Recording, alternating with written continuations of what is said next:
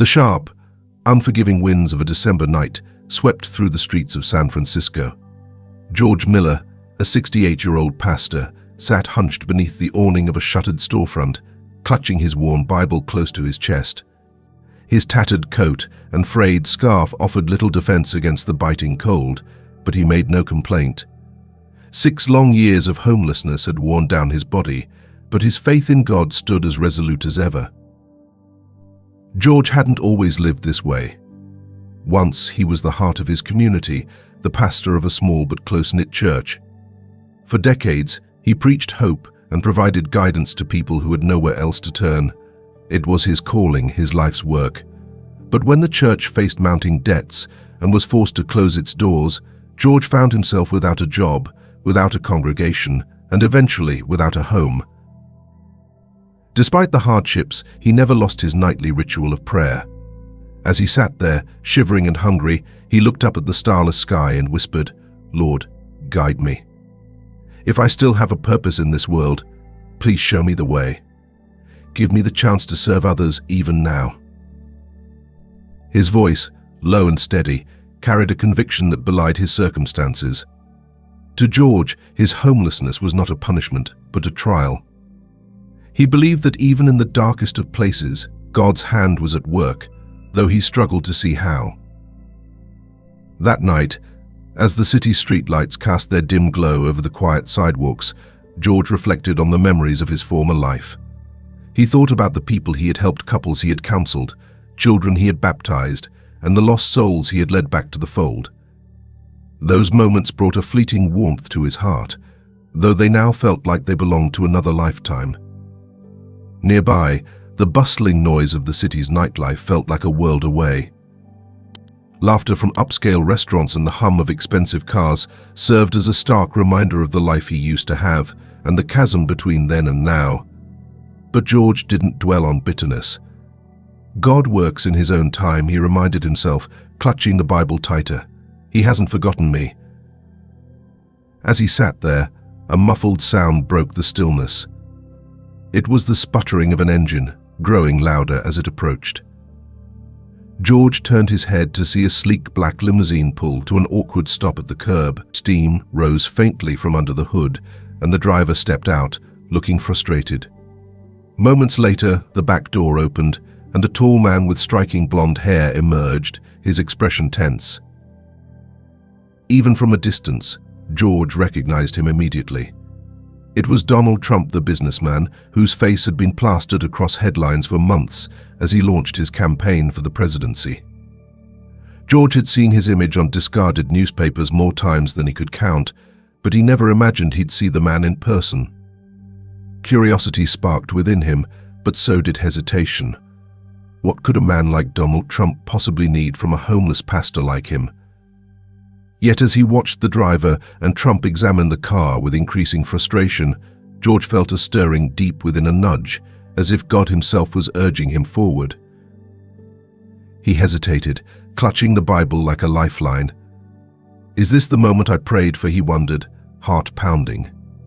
With a deep breath, he whispered one last prayer. Lord, if this is your will, give me the strength to do what I must. Tucking his Bible into his coat, George stood and stepped into the cold night air, his resolve growing stronger with each step toward the broken-down limousine. As George sat under the awning, his old, worn Bible resting in his lap, he heard a peculiar sound break the stillness of the evening, a sputtering engine struggling to keep running.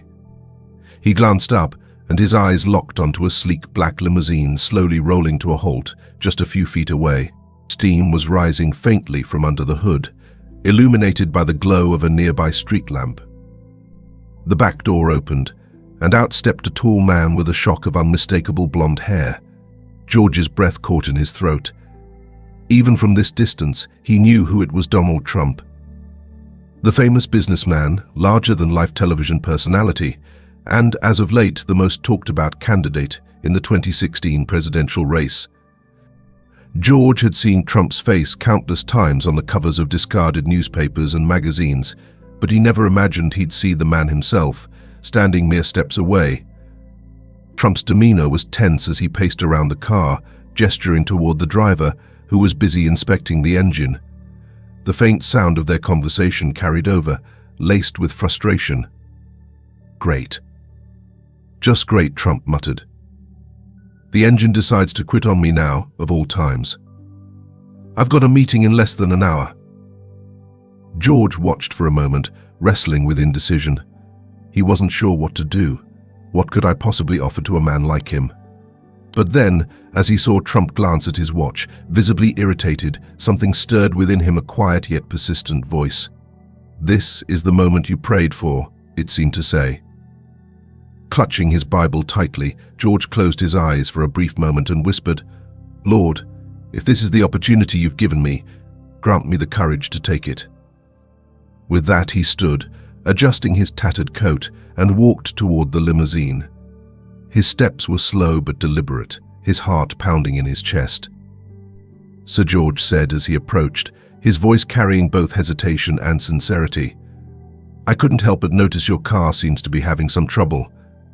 I used to work with engines when I was younger. Maybe I could take a look." Trump turned toward the voice, his brow furrowing slightly as he took in the sight of George. The man standing before him was clearly down on his luck, dressed in a coat that had seen far better days and clutching an old Bible like a lifeline.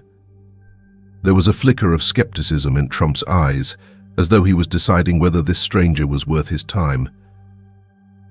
But something in George's demeanor, his steady gaze, his quiet confidence made Trump pause. "You're telling me you can fix this?" he asked, gesturing toward the car. "I'd like to try," Sir George replied earnestly. "If you'll let me." Trump studied him for another moment, then gave a sharp nod. "All right. Go ahead. I'm in a hurry, and I don't have time to wait for a tow truck, but if you can't fix it, don't make it worse." The words weren't exactly warm, but George didn't take them personally. Instead, he nodded and moved toward the front of the limousine, where the driver had popped the hood. The faint smell of oil and overheated metal greeted him, a scent that brought back memories of the garage where he'd worked in his younger days. As George leaned over the engine, his hands trembled slightly, not from the cold, but from the weight of the moment. "Don't let me fail now, Lord," he prayed silently. "Not when you've brought me this far." George leaned over the open hood of the limousine, his breath visible in the cold air as he carefully inspected the engine. He listened intently, tilting his head slightly to catch the rhythm of the sputtering sounds. It had been years since he worked on engines, but the familiar hum of machinery brought back memories of a time when his hands were steady and his work gave him purpose. After a few moments, George straightened up and wiped his hands on his coat. He turned to Trump, who stood nearby with arms crossed, glancing impatiently at his watch. "The ignition system has a minor issue," George said, his voice calm but confident. "It's nothing too serious. I can make a temporary adjustment to get you back on the road, but you'll want to have it properly repaired as soon as possible." Trump raised an eyebrow. "You're sure about that?" he asked, his tone skeptical but tinged with curiosity. George nodded. "Yes, sir. I've seen this kind of problem before. It's a simple fix." Reaching into his old, battered bag, George pulled out a small collection of tools he had managed to hold onto through his years on the street. His hands trembled slightly from the cold, but he steadied them with a deep breath and a silent prayer. Carefully and methodically, he set to work. The driver, who had been standing off to the side, watched with interest, occasionally glancing at Trump as if to gauge his reaction. Trump said nothing, his piercing gaze fixed on George's every move. After about 15 minutes, George wiped his hands on a rag and stepped back, gesturing toward the car. "Give it a try now," he said, his voice steady but humble. Trump exchanged a quick glance with the driver, then climbed into the car. He turned the key, and the engine roared to life, smooth and strong, as if it had never been a problem. For a moment, there was silence. Then Trump stepped out of the car, his expression a mix of astonishment and approval. "You're good," he said, his tone almost incredulous. "You just saved me from what could have been a disaster of a day." I owe you a big thank you." George smiled faintly, his humility shining through. "No need for that, sir," he said. "I was just doing what God teaches us to help others when we can." Trump studied him for a moment, his brows furrowing slightly, as if trying to piece together the story of the man standing before him. "Who are you?" he asked finally, his voice softer, almost curious.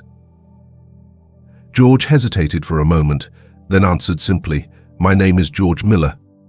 I'm a pastor, or at least I used to be. I've been homeless for a while now, but I still believe that God has a plan for everyone, including me." Trump's expression shifted, his usual confidence giving way to a thoughtful seriousness. For a moment, he said nothing, his gaze fixed on George, as though seeing him in a new light. Finally, he smiled a small, genuine smile that seemed almost out of place on his often stoic face. "I don't believe in coincidences," Trump said, his voice firm. "You've got an incredible story, George, and I think it's time someone helped you find a way to start again." George blinked, his heart catching in his chest. He wasn't sure what Trump meant, but there was something about the way he said it, a tone of certainty, almost as if the words weren't just a promise but a declaration. The following morning, George sat huddled in his usual spot, the events of the previous night replaying in his mind like a vivid dream. Could it have really happened? Had he truly met Donald Trump, fixed his car, and heard those surprising words of encouragement? George had been unsure of what Trump meant about starting again, but he dismissed it as a kind gesture and nothing more. That is, until his phone, an old, prepaid model he rarely used, buzzed unexpectedly. Startled, George fumbled to answer it. A professional-sounding voice on the other end greeted him. "Mr. Miller, this is Sarah Johnson, head of human resources at Tesla. Mr. Trump told us about you, and he personally recommended that we meet. Can you come to our headquarters today?" George's mind raced. Tesla. Trump recommended him. The words didn't seem real. For a moment he hesitated, but then he found his voice.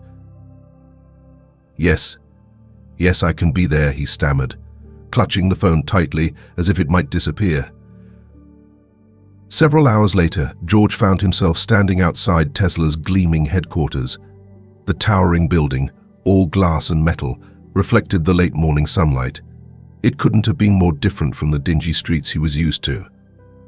George adjusted his threadbare coat, feeling acutely out of place among the polished professionals bustling past him. When he stepped inside, he was immediately struck by the sleek, modern design of the lobby. He barely had time to take it all in before a young receptionist approached him with a bright smile. "Mr. Miller." "Right this way, please," she said, leading him down a corridor toward a large office. As the door opened, George was greeted by a kind-faced woman in a tailored suit. She extended her hand warmly. "Mr. Miller, it's a pleasure to meet you." "I'm Sarah Johnson, head of HR here at Tesla," she said. "Please, have a seat." George hesitated for a moment before sitting down, still unsure of what to expect. His mind swirled with questions, but before he could ask any, Sarah continued. "We've heard about your incredible story from Mr. Trump," she began. "He told us how you helped him with his car last night and how impressed he was with your mechanical knowledge and your faith." George's eyes widened. He said that. Sarah nodded, smiling. "He did. And after hearing what you've been through, we realized that Tesla could use someone like you. You see, we've been working to make our vehicles easier to maintain and repair. And we need people with hands-on experience to guide us. Your practical knowledge is exactly what we're looking for. We'd like to offer you a role as a technical advisor." George's jaw dropped. For a moment he couldn't speak. A technical advisor? At Tesla? The very idea seemed almost too far-fetched to believe. Finally, he managed to find his voice. "Why would you choose me?" he asked softly, his voice tinged with disbelief. "I'm just a homeless old pastor. There are so many people more qualified than me." Sarah's smile widened, "Because your kindness and skills inspired us," she said simply. As Mr. Trump put it, sometimes the greatest opportunities come from the most unexpected people, and after hearing your story, we couldn't agree more. George sat back in his chair, overwhelmed by a wave of emotion. He had spent so many years feeling invisible, forgotten by the world. And now, in the span of a single day, someone had truly seen him, and believed in his worth. For the first time in years, George allowed himself a small, hopeful smile. Maybe, just maybe, this was the new beginning he had prayed for. George stood outside Tesla's headquarters, a mixture of nerves and excitement churning in his chest. It was his first day as a technical advisor, and he couldn't quite believe it. The polished glass windows of the building reflected the morning sun, a stark contrast to the streets he had called home for so many years. As he stepped through the front doors, wearing a second-hand blazer Tesla had provided for him, George felt out of place among the sleek, fast-moving employees bustling around. But he reminded himself of what Sarah had told him during his interview. "You belong here. You have something valuable to offer." His first few days were tough. Tesla's state-of-the-art technology was light years ahead of the tools he had worked with in his youth. The pace was fast, and the conversations were filled with jargon he didn't always understand. At times, George questioned whether he could keep up. But each morning he prayed for guidance, asking God to give him the strength to rise to the challenge. And soon, his hard work and determination began to shine. George's decades of hands-on experience proved to be an asset that no amount of formal training could replicate. He had a knack for identifying practical solutions that others overlooked. One day during a team meeting, George spoke up about a recurring issue with the accessibility of certain components in Tesla's electric vehicles. "If we adjust the design slightly here," he said, pointing to a diagram on the screen, "it'll make it a lot easier for mechanics to repair without needing specialized tools." The room fell silent for a moment, and George worried he might have overstepped. But then one of the senior engineers nodded. "He's right," the engineer said. "That could save a lot of time and money for repairs." From that point on, George became a valued member of the team. His insights not only improved Tesla's designs, but also helped bridge the gap between advanced technology and practical, real-world maintenance. Meanwhile, Donald Trump hadn't forgotten about George. Quietly, and without fanfare, Trump arranged for George to have temporary housing near the Tesla headquarters. For the first time in years, George had a safe, warm place to sleep at night. One evening, after a long but rewarding day at work, George returned to his small apartment and found an envelope waiting for him. The handwriting was unmistakable. It was from Trump. Inside, George found a check that was enough to pay off all his old debts. Alongside it was a handwritten note. "George, your kindness reminded me that sometimes true miracles come from the simplest people. This is a small gift to thank you. Donald Trump." George sat down, the check and letter trembling in his hands. He hadn't asked for anything in return when he helped Trump that cold night, and yet he had been given so much more than he could have ever imagined. He looked up, his eyes glistening with gratitude, and whispered, "Thank you, Lord. I knew you hadn't forgotten me." In that moment, George realized that his journey wasn't just about finding redemption for himself, it was about becoming an instrument of God's grace, proving that even the smallest acts of kindness could ripple out and create something extraordinary. George didn't just pour his heart into his work at Tesla, he made sure to carry the lessons of his own journey into the world around him. Each morning on his way to the office, he carried a small bag filled with sandwiches, water bottles, and other basic supplies. As he passed by the streets he had once called home, George would stop and offer these items to the homeless individuals he encountered.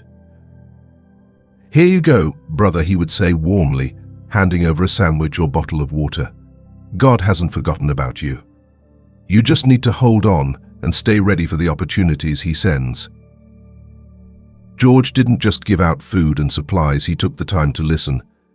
He would kneel down to talk to the men and women sitting on the sidewalks, sharing a moment of understanding with those who felt invisible to the world. Many of them recognized him from his time on the streets, and his words carried weight because he had lived through their struggles. One morning, George encountered a young man named Marcus who had been sitting on the same corner for weeks. The two struck up a conversation, and Marcus shared that he had been a mechanic before falling on hard times. George's eyes lit up. "Tesla's looking for people like you," George said. "I'll talk to someone and see if I can help you get a foot in the door." True to his word, George spoke to Sarah, Tesla's head of HR, about Marcus. A few weeks later, Marcus joined Tesla's team, beginning a new chapter in his life. It wasn't just a job for Marcus, it was the spark of hope he thought he'd lost forever. Word of George's quiet acts of kindness began to spread through Tesla's offices. His story of perseverance, faith, and giving back became a source of inspiration for employees at every level of the company. His co-workers often joined him, bringing their own donations or volunteering at local shelters. Eventually, Tesla's leadership took notice. They decided to launch new initiatives inspired by George's journey. These programs offered training and employment opportunities to homeless individuals, veterans, and older workers who had been left behind by the fast-paced tech world. One day, during a company meeting, the CEO himself praised George. "George reminded us that no one is ever truly lost if they're given the right opportunity. His kindness and faith have not only changed his own life but have inspired us to change the lives of countless others." George, sitting in the back of the room, felt a mix of humility and gratitude. He hadn't set out to inspire a movement or change a company's culture. He had simply followed what he believed was his purpose to spread kindness and live out his faith. As he left the meeting that day, George smiled to himself. Helping others wasn't just part of his past as a pastor, it had become his mission once again. Only now his congregation was the world around him. It was a crisp fall evening in New York City when George Miller arrived at an opulent venue he never imagined stepping foot into. The towering glass building glittered under the city lights, and a red carpet stretched out before him. George clutched the edges of his borrowed suit jacket, feeling out of place yet deeply grateful. Donald Trump had personally invited him to the event, a gathering of influential leaders, philanthropists, and media figures. George didn't fully understand why he'd been asked to attend, but when Trump called, he knew it was important. As he entered the grand ballroom, the sheer scale of the event overwhelmed him. Hundreds of people mingled beneath dazzling chandeliers, their laughter and chatter filling the air. George stuck to the edges of the room, trying to remain unnoticed. He was just a pastor, after all a former homeless man who had been blessed with second chances. But soon, a hush fell over the crowd as Trump took the stage. His commanding presence drew every eye in the room. He began to speak about compassion, perseverance, and the value of lifting others up, his voice carrying the weight of someone who had witnessed both success and struggle. "I want to share a story with you tonight," Trump said, his voice steady yet warm. "It's not about wealth or power, but about faith, kindness, and the remarkable strength of the human spirit. It's the story of George Miller." George froze as Trump gestured toward him, his heart pounding so loudly he thought everyone could hear it. A spotlight suddenly illuminated the back of the room, where he stood, and people turned to look at him. "George is a man I had the privilege of meeting during one of my more challenging moments," Trump continued, a slight smile tugging at the corners of his mouth. "On a cold December night, my car broke down in San Francisco. While I was pacing around, frustrated and out of options, George approached me. Now, let me tell you, he didn't look like someone you'd expect to fix a limousine. But what he did that night changed more than my car. It changed the way I see things." The audience murmured in interest as Trump recounted the story of that fateful evening, detailing George's quick wit, mechanical skills, and humble refusal to accept anything in return. This man, Trump said, turning toward George, was homeless at the time. A pastor who had fallen on hard times but never lost his faith. He didn't see my frustration or my wealth. He saw someone who needed help, and he acted without hesitation. That's the kind of person George Miller is. Trump extended his hand toward George. George, come up here. With trembling legs and a heart full of disbelief, George made his way to the stage. The crowd erupted in applause as he climbed the steps, and when he stood beside Trump, the room fell silent again. George's story reminds us all, Trump said, his voice resonating with emotion, that kindness and skills never lose their value, no matter the circumstances. His faith in God and in the goodness of people brought him through one of the toughest journeys anyone could face. He's using that same faith and kindness to inspire others. George looked out at the crowd, tears streaming down his face. For a moment he was speechless, overwhelmed by the sheer magnitude of what was happening. He thought of all the nights he had prayed, shivering under the stars, wondering if his life would ever hold meaning again. "Thank you," he finally managed, his voice thick with emotion. "I don't know what to say, except that God is good.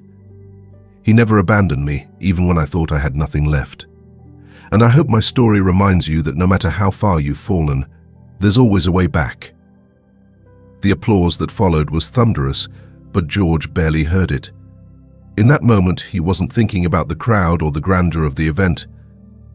He was thinking about the countless prayers he had whispered over the years, and how each one had been answered in ways he never could have imagined.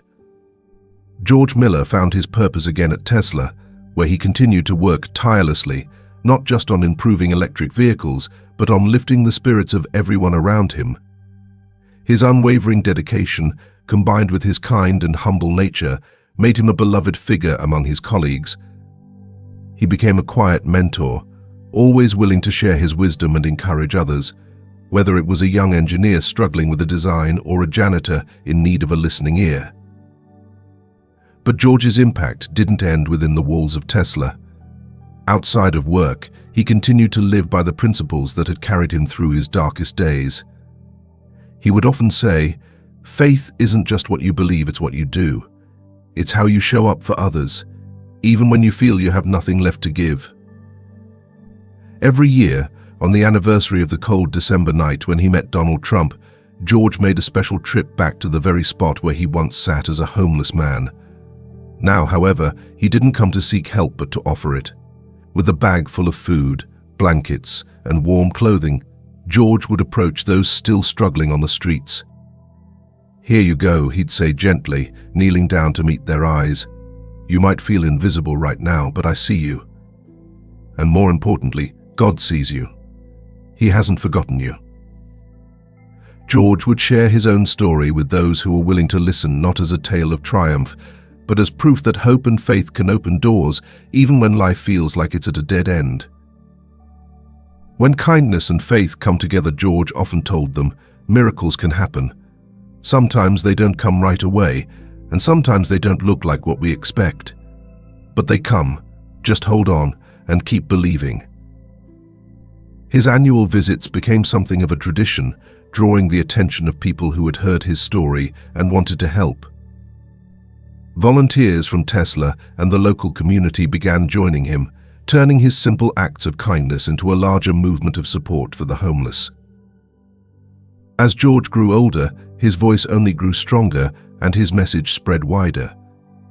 People who crossed paths with him often said they felt something different, a sense of peace, hope, and possibility that stayed with them long after their conversations. One evening, after a particularly moving visit to the streets, George stood looking at the skyline of San Francisco, the city that had once been the backdrop to his greatest struggles and his greatest blessings. He whispered a prayer of gratitude, not just for the journey he had traveled, but for the people he had been able to help along the way. "Lord," he prayed, "thank you for letting me be a small part of your plan. May those I've met find the same hope and miracles you've given me." As he walked away, he left behind more than food and supplies. He left hope, planted like seeds in the hearts of those still waiting for their own miracles. And with every step, George carried forward a legacy of kindness, faith, and the unshakable belief that no life is beyond redemption. To anyone reading his story, George's message was simple. Never underestimate the power of your kindness. And never lose faith even in the darkest of times. There's light waiting for you on the other side. Keep believing, keep hoping, and keep showing up for one another. That's where miracles begin.